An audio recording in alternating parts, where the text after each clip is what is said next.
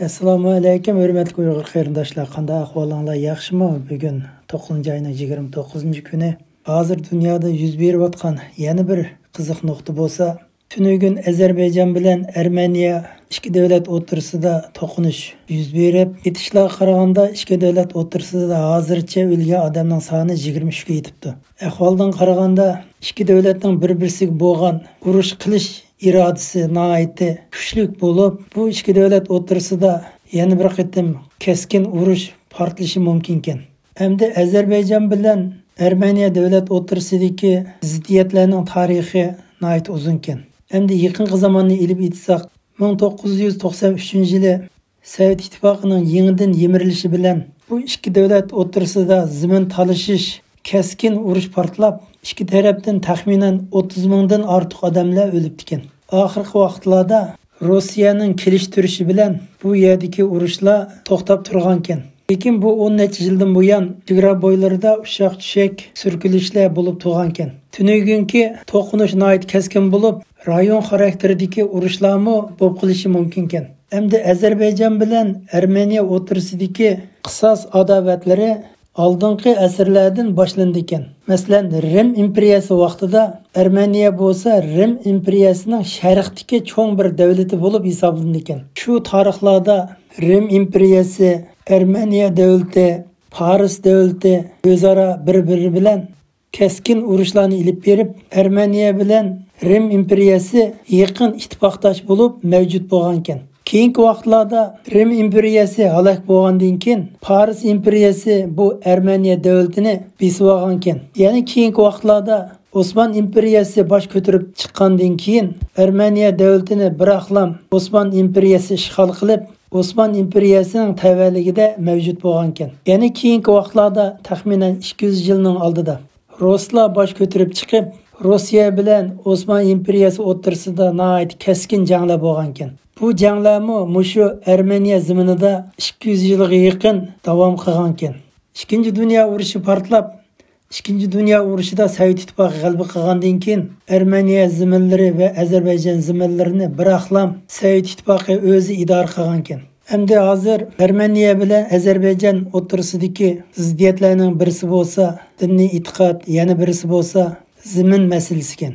Ozarbayjon xalqi islom diniga e'tiqod qilgan bo'lsa, Armeniya xalqi xristian diniga e'tiqod qiladi ekan. Sovet ittifoqi parchalangandan keyin Ozarbayjon davlati Turkiya bilan yaqin diplomatik munosabat qurib, chunki har ikkilisi Turkiy xalq ham o'xshash islom diniga e'tiqod qiladigan bo'lganligi uchun eng yaqin munosabat o'rnatgan.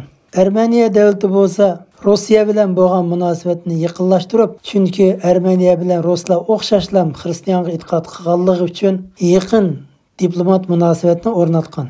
Hozir bu ikki davlat bir-birisi bilan tirkishib turayotgan bilan bularning keyinda, ya'ni Ozarbayjon davlatining yulanchisi Turkiya davlati bo'lib, Armeniya davlatining yulanchisi Rossiya bo'libdi. Hozir Ozarbayjon va Armeniya o'rtasida talash-tortish bo'layotgan bir yer bo'lib, u yerning ismi Nagorno-Qarabağ rayoni bo'lib, 93-yili bu rayonda keskin jang bo'lib, Rossiyaning kelishtirishi bilan urush to'xtab, shu chaqdan boshlab Nagorno-Qarabağ rayoni o'zini mustaqil bir davlat deb e'lon qilgan bo'lsa-mu, xalqaroning e'tirof qilishiga erishmagan ekan. Nagorno-Qarabağ rayoni bo'lsa Ozarbayjon tavalligida bo'lib, lekin bu rayonda 80% armanlar yashaydi ekan. Shunga bu rayonda 80% armanlar yashaganligi uchun Armeniya davlati bu zimin bizning ziminimiz deydi ekan. Ozarbayjon davlati bo'lsa bu rayon Sovet ittifoqi vaqtidan tortib Ozarbayjon tavalligida bo'lganligi uchun bu Ozarbayjonning zimini deb qaraladi ekan. Ya'ni bunda aytganda Sovet ittifoqining paydo qilgan mahsulot ekan. Bu xuddi hozirgi Qirg'izistonning tavalligidagi O'sh degan yerga o'xshaydi ekan. O'sh degan yer butunlay o'zbeklar yashagan bilan Sovet ittifoqi vaqtida Qirg'iziston tavalligiga ayrilgan yer ekan. Lekin bu besib qolgan urush yana qandaqsiga to'qinish paydo bo'ldi desa, buni hozircha hech kim aniq bir nima deya olmaydi ekan. Tunugungi to'qinishda o'lgan 23 odamning 5i normal fuqaro bo'lib, hozir har ikki davlat jiddiy harbiy holatga o'tibdi. Kuzatuvchilarning qarashicha, bu ikki davlat o'rtasida o'zaro surkilish shaklida urush portildimi yoki bo'lmasa cho'ng davlatlarning kuch kiritishi bormi deb qaraydi ekan. Hozirgi haqiqiy qiziq nuqta urush ehtimoli bo'layotgan rayon bo'lsa, aslida Xitoy davlati bo'ladi ekan. Ya'ni kuzatuvchilarning faraz qilishicha, Xitoy davlati o'ziga tutishayotgan o'tni Armeniya va Ozarbayjon davlatlariga yo'tkab shu tarafga o't qo'yyotamdi. Bunimi birin demak taskan. Yana bir jihatdan Turkiya bilan Rossiyaning yaqinqi yillardan buyon munosabatlari ancha yaxshi emas ekan. Bu ikki davlatmi o'zining ichidagi ba'zi siyosiy krizislarni hal qilish uchun Ozarbayjon va Armeniya o'rtasida urush paydo qilib, ikki davlat o'rtasidagi siyosiy krizislarning nishonini burmoqchi bo'lishi mumkin ekan. Endi Ozarbayjon bilan Armeniya o'rtasidagi urush aytidan boshlab qaysi taraqqiyotga qarab o'zgardi? Xitoy davlatining qo'li bormi yo'q? Bundan keyingi vaziyatga qarasak bo'ladi ekan. Endi Xitoy davlati bo'lsa, butun insoniyatga zaharlik virus tarqatgandan keyin butun insonlarning o'ylaydigini 1900-yillarga o'xshash yangi 8 davlat birlashgan armiyasi qurilib, Xitoyga urush assa deydigan arzusi bo'lib, qaytadan Beijing shahrini ishg'ol qilib, Xitoy amaldorlarini dog' assa deydigan umidlarni kutyotidi.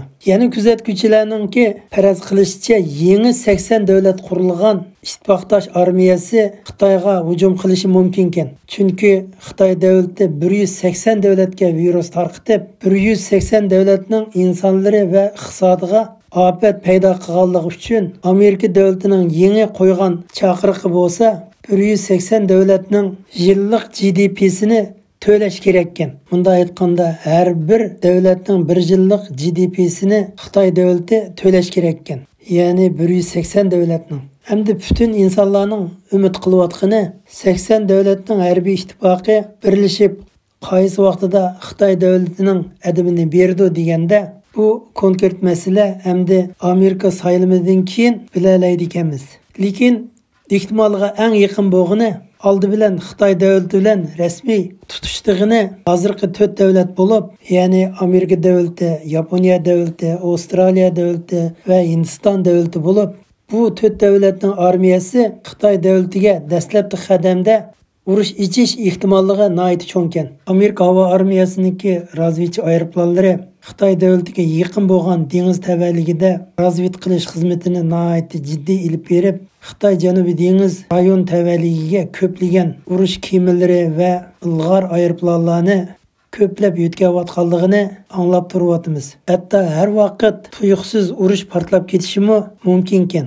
Mana shu jiddiy paytda Yaponiya shu oldimizdagi haftada sohibxon shaklda 4 davlat birlashma yig'inini ochdi ekan. Bu 4 davlat yig'iniga Yaponiya, Avstraliya, Amerika, Hindiston davlatlarining tashqi ishlar ministrlari qatnashdi ekan. Bu yig'in Tokioda ochildigan bo'lib, asosliq tema qanday qilganda Xitoy davlatini qo'rshovga elish, qanday qilganda Xitoy davlatiga ajallik zarba berish, qanday qilganda Xitoy hokimiyatini barbod qilish temida muhim masalalar muzokara qilindi ekan. Qisqa xabarimiz mushagicha bo'ldi. Hammanglarning qimmatli vaqtinglar uchun ko'pdan ko'p rahmat.